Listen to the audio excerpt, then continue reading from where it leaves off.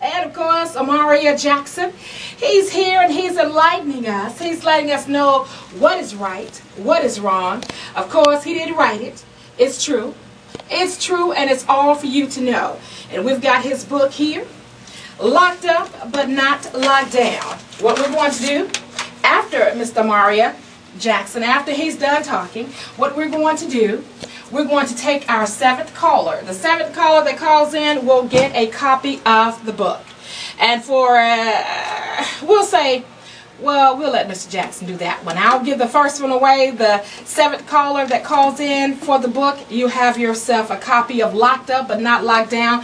Very interesting. This is a guide for surviving the American prison system. Now, if you want to survive, you don't want to go in there, this is the book that you want to read. This is the book that you got to have on your shelf.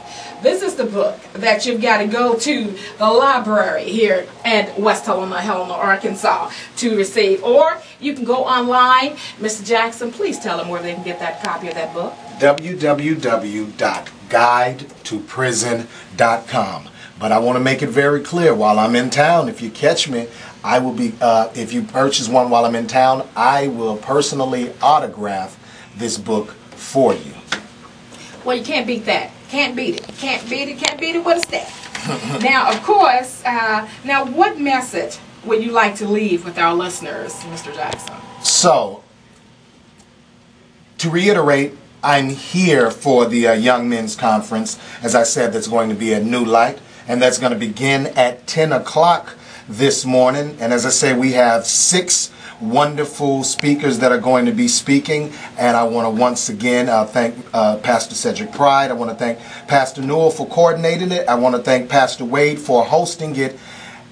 And the message that I want to leave is part of the message that I'm bringing to the youth this morning, and that's the theory of the anomaly. Say that one more time for you. That's the theory of the anomaly. Now, in science and mathematics and in things, the anomaly is the exception to the rule. One more time. The anomaly is the exception to the rule. Some people may say all skinny people are weak, and you find that skinny person that beats you up. That skinny person is the exception to the rule. He is the anomaly. So what do I mean? Well, what I mean is this. Our prison industrial complex is an offshoot of slavery. It is connected to the convict lease system, where newly freed slaves, when they were convicted of crimes, and we know what convicted means, particularly in those historical terms, and when they were convicted, and I'm putting up my finger quotes, of crimes, they were then leased to the state to do the same labor that they did during the times of slavery, the same things that they did on the plantation. So I say all of that to say that the reality is there are still some of those in this nation that want to see you perish. There are still some of those who hold on to those antiquated ideas of white superiority and black inferiority. And some of them are in our government, and some of them are in our school system. But here's the thing. Regardless of that reality, you have to be the anomaly, the exception to the rule. You have to be the LeBron James. You have to be the Michael Jackson. You have to be the Tiger Woods. And I use them as references because everything that they have done has been a result of practice. A result of, if you will, 10 years or 10,000 hours of practice, is outlined by Malcolm Gladwell in his book, The Outliers. So when I say be the exception to the rule, it applies to everything. Don't let anyone tell you what you can be or what you can't be.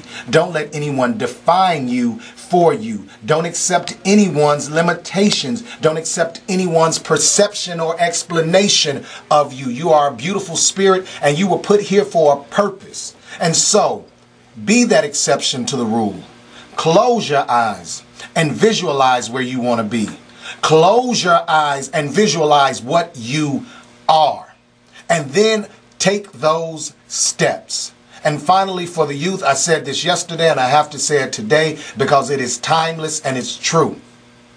Now, I understand that a high school diploma and a college degree doesn't necessarily necessitate a job.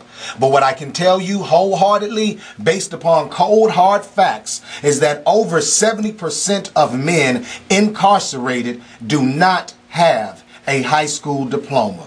They did not finish those 4 years. And that breeding ground for adulthood between 14 or 18, they weren't able to pass that test. Now, I understand that the school system isn't perfect. I understand that life is hard. But what I can tell you is this. If you graduate high school, your chances of being locked up, and hopefully not locked down in your mind, but your chances of being locked up are going to diminish incredibly. So when we start thinking about what we want in life, we have to put a little energy there. And I want to tell the youth to put your energy in. The education, your education, is the only way for you to determine your success in life. And then finally, I want to just make one note about the book itself. Whereas it is entitled Locked Up But Not Locked Down, A Guide to Surviving the American Prison System, and it is a 4-point assault on the hemorrhaging rates at which our youth are being incarcerated. But let me be clear, there is information for those who are going in so that they will know what to do and what to avoid, so that they can come out rehabilitated with their manhood and their humanity intact. There are resources for those who are being released from prison so that they can get back into society. Information about the federal bonding program in which a felon can be bonded. The government acts as a bonder to ensure their ability to work so that they can get back. And it's also for society as a whole, because if we don't understand what's going on in prison, and if we don't pay attention to the conditions that send people to prison, we will unwittingly allow that to happen and not raise our voices in protest. And finally, for those of you who in your head right now can think of a cousin, a nephew, a son, a good friend, a neighbor